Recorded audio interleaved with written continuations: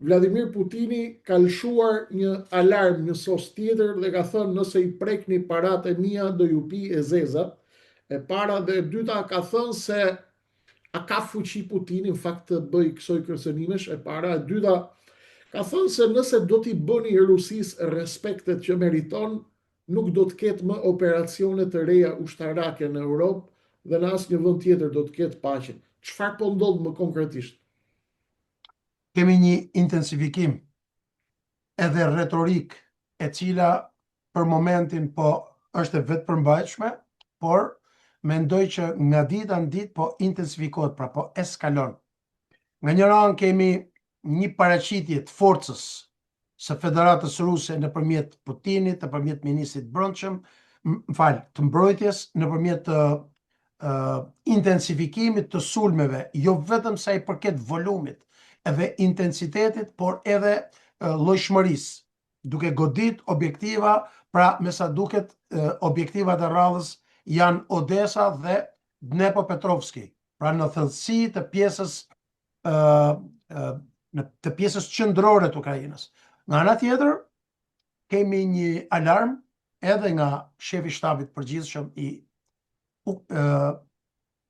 Britanisë Madhe dhe kryeministri i Britanisë Madhe, dhe po shkojmë, që uroj që mos shkojmë drejt përplasjes, po shkojmë drejt një përplasje, sepse nga njëra anë është Britania Madhe ajo që po i drejton operacionet tani në Ukrainë, dhe nga ana tjetër Federata Ruse e cila po vazhdon të eskalojë nëpërmjet dislokimit të raketave Oreshnik në Bielorusi, jo më larg se Pardje, dhe retorikës për përdorimin e tyre duke kërcënuar drejt për drejt Londrën për 8 minuta e keni aty, Berlinin për 6 minuta e keni aty, apo Parisin për 7 minuta e keni aty.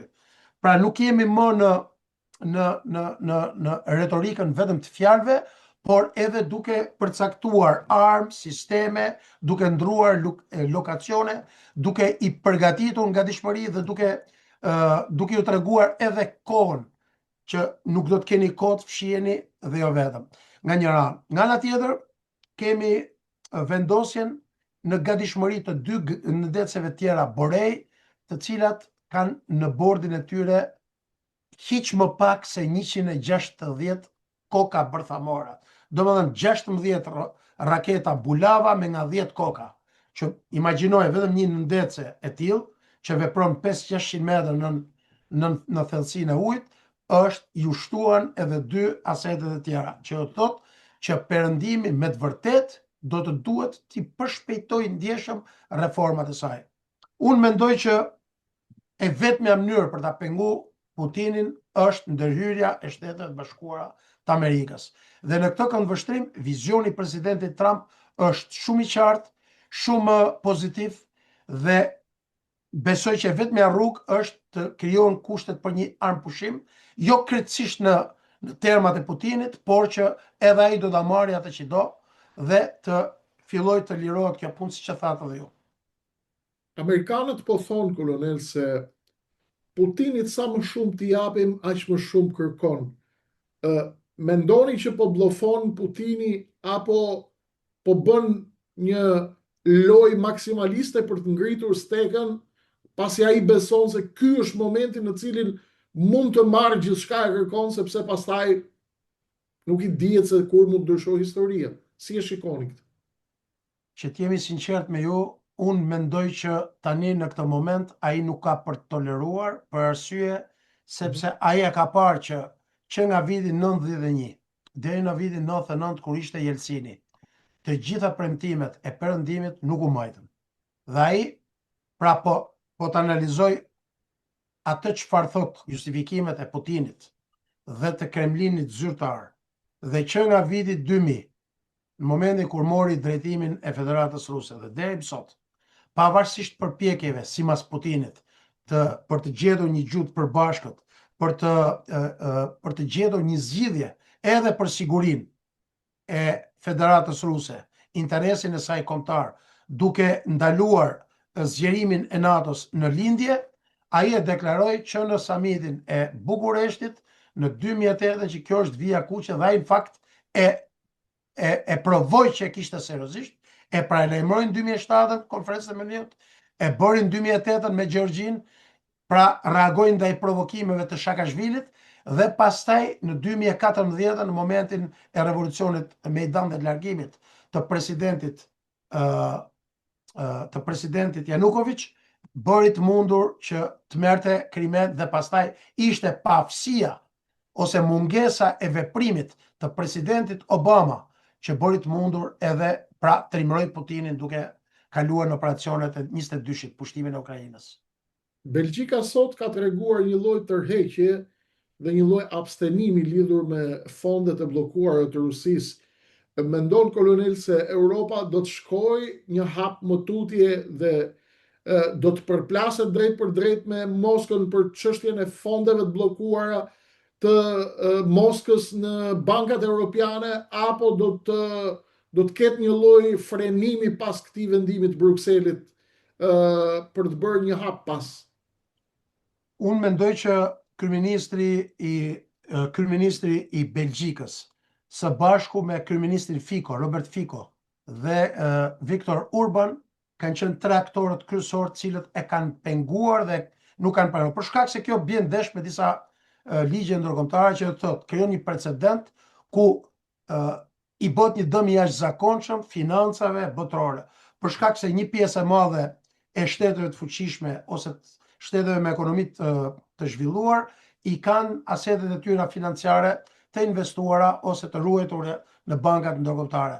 Dhe në rast se sipas këtyre 3 kryeministrave, në rast se kjo do të realizohej, spari do të shkelte ligjet ndërkombëtare, do të dëmtonte besimin e institucioneve të Europës, nga ana tjetër pastaj do të krijonte precedent sepse edhe Federata Ruse do të eskalonte me masa jo ndoshta financiare për shkak se Bashkimi Evropian nuk ka financa tek Banka Qendrore Ruse, por do të provokonte goditje deri tek goditjet ose sulmet ushtarake. Në fakt, për ta përmbyll, Rusia në mënyrë të vazhdueshme, intensive, të paligjshme dhe kriminale në të gjitha këto shtete ka zhvilluar operacione hibride, në mënyrë të veçantë sulmet kibernetike. Lidhur me një zhvillim tjetër të rëndësishëm në pjesën nordike të Europës, në pjesën veriore të Europës, çfarë do të thotë krijimi i komandës së re ushtarake në kufi me Finlandën, kolonel? Menjëherë pas antarësimit të Suedisë dhe të Finlandës në NATO, 2 vende të cilat kanë qenë neutrale dhe Federata Ruse nuk e ka lejuar antarësimin e tyre, kemi zhvillimin e një komande e cila është komanda 6 strategjike për gjatë 1200 kilometrave që Federata Ruse ka me Finlandën. Nga ana tjetër kemi një intensifikim të investimeve në mënyrë të veçantë për sa i përket kapaciteteve për luftë në Arktik, por edhe sistemet mbrojtjes kundërore, sistemet luftës elektronike, të monitorimit të radarëve, për të monitoruar veprimtarinë në pjesën perëndimore të Federatës Ruse. Por në mënyrë të veçantë, pjesa zhvillimi dhe militarizimi i pjesës veriore të Finlandës ka një rëndësi të madhe sepse shumë afër me kufirin e Finlandës gjendet baza detare e Murmanskut, në cilën spari gjenden një pjesë e madhe raketave e ndeceve strategjike bërthamore, në mënyrë të veçantë gjenden të gjitha fabrikat kryesore ose uzinat kryesore ku zhvillohen këto ndece dhe disa komanda të luftës në Arktik, pra një nga rreziqet dhe kërcënimet të cilat perëndimi për momentin është i papregatitur për të përballë. Për këtë arsye, Federata Ruse ka krijuar një komandë e cila do të zhvillojë një presion të madh ndaj krahut veri lindor të NATO-s. Pra, duke tregu muskujt. Qartë, është tregim muskujsh dhe masa konkrete, jo vetëm tregim muskujsh, po. Qartë. Këtu kolonel nuk mund të lë dhe nuk mund të lë të më rrëshkas nga sytë e mi, më lindi një ide dhe mendova pse jo ta bëj një pyetje mendim dhe ta flas me zë. Ndërkohë që po flisnim dhe po analizonim këtë situatë, më erdhi në mendje kolonel që ju keni shkruar kaq shumë libra, ato që keni prapa kokës, pjesë të madhe të tyre unë kam patur kënaqësinë t'i kem. Të gjitha keni një eksperiencë të jashtëzakonshme dhe jeni i vetmi në rajonin e Ballkanit që keni shkruar libra dhe kolana librash për gjeopolitikën e Rusisë, të Kinës, të Iranit, të Koresë së Veriut. Më shtyn një kureshti, kolonel. A ju kanë ftuar ndonjëherë në një akademi ushtarake, a ndonjë institucion këtu për dhënë një leksion, për dhënë një mendim, se këta shqiptarët kanë nevojë, sigurisht, institucionet tona kanë nevojë, shteti ka nevojë. Ke marrë ndonjë ftesë ndonjëherë të vish t'japësh në një eksperiencë, t'japësh në një mendim, t'japësh në një ide?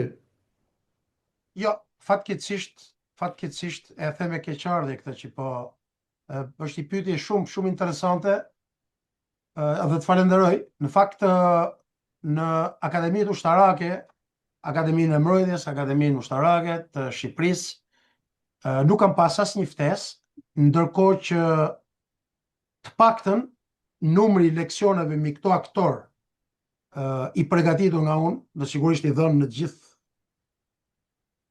Amerikën, është mbi 200 leksione, në të cilat asnjë nga këto leksione nuk figurojnë në Akademinë e Mbrojtjes apo në Kolegjin e Luftës, gjë të cilën e kam të konfirmuar nga të gjithë kolegët me të cilët punoj. Dhe është fatkeqësi e madhe që një pjesë e madhe e këtyre institucioneve drejtohen nga patronazhist.